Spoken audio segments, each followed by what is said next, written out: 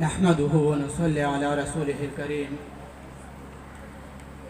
أما بعد فأعوذ بالله من الشيطان الرجيم بسم الله الرحمن الرحيم لقد من الله على المؤمنين إذ بعث فيهم رسولا منهم يتلو عليهم آياته ويزكيهم ويعلمهم الكتاب والحكمة وإن كانوا من قبل لفي ضلال مبين صدق الله العظيم۔ جناب صدر مجلس، معزز علماء کرام و طلباء اعزام اور دور دراز سے آئے ہوئے مہمانوں، السلام علیکم ورحمۃ اللہ وبرکاتہ۔ آج میں آپ حضرات کے سامنے جس موضوع پر لب کشائی کرنا چاہتا ہوں وہ ہے عصر حاضر اور نظام شریعت۔ سامعین گرامی، چشم فلک نے وہ دور بھی دیکھا کہ زمین پر فساد و بد امنی کی فضا چھائی ہوئی تھی۔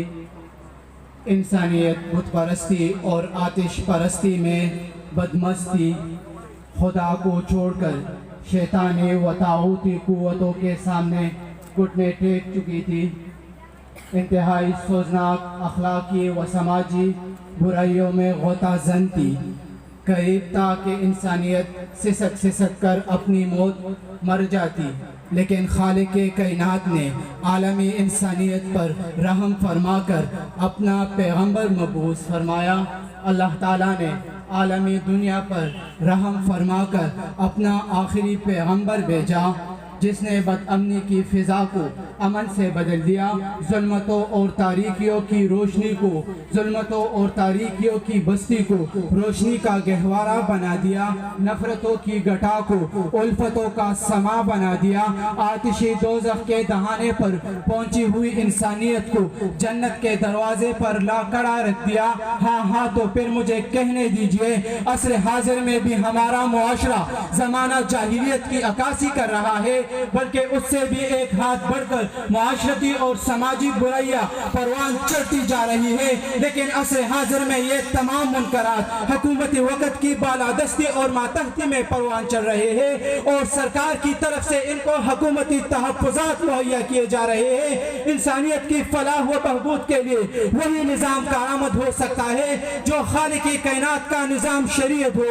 اگرچہ انسانی عقول اس کی بعض حکمتوں کو سمجھنے سے قاصر ہو، اس لیے کہ اسلام کا نظام فطرت بالکل انسانی فطرت کے مطابق ہے، اس لیے کہ خالقی فطرت بھی بخوبی جانتا ہے کہ کون سی چیز فطرت سے غیر فطری صادر ہونے والے امور کا سبب کر سکتی ہے۔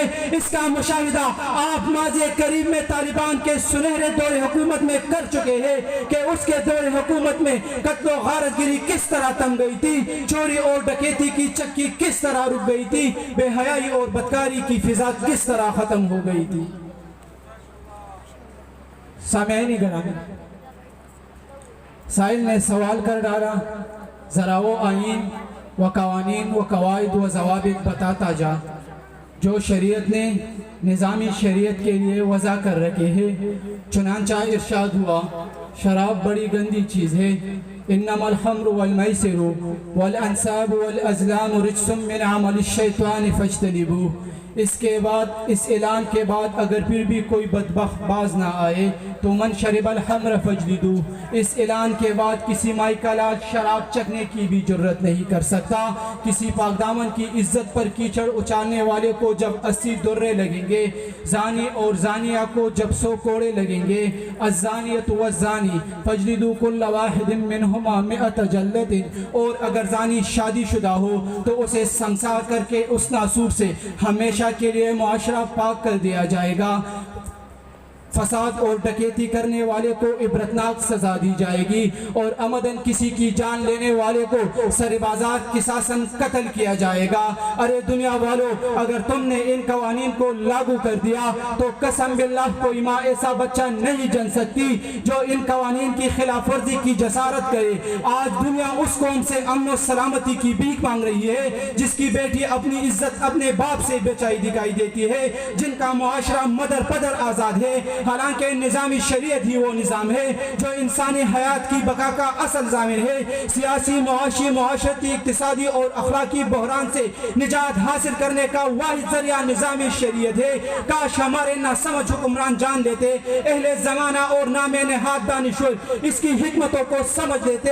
وَلَكُمْ فِي الْقِصَاصِ حَيَاتٌ يَا أُولِي الْأَلْبَابِ عصر حاضر ہی نہیں بلکہ ہر زمانہ میں عالمی امن کو برقرار رکھنے کے لیے نظام شریعت کی اہمیت کو مد نظر رکھنا ہوگا، ورنہ اس کے علاوہ کسی دوسرے نظام سے امن و امان قائم ہونا ای خیال است و محال است و جنوب۔ اس نظام شریعت کے نفاذ کے لیے ہمارے اکابر بالخصوص مفکر اسلام نے اپنے رفقا سمیت قربانیاں دی۔ اس نظام شریعت کی اہمیت کو پس پش ڈال کر حدود اللہ کو پامال کر کے جشن آزادی منانے والے اور نظام اسلامی کے بغیر نظام محفل بدلنے کے گن گانے والوں کو آخر میں اتنا ہی کہوں گا، وطن تو آزاد ہو چکا دل و دماغ ہے غلام اب بھی، وطن تو آزاد ہو چکا دل و دماغ ہے غلام اب بھی، شراب غفلت کو پی چکے ہیں یہاں کے ہر عام و خاص اب بھی، غلط ہے ساکی تیرا یہ نعرہ نظام محفل بدل چکا ہے، وہی شکستہ سبو تلے ہے وہی ہے کہنا سجام اب بھی، وما علینا الا البلاغ۔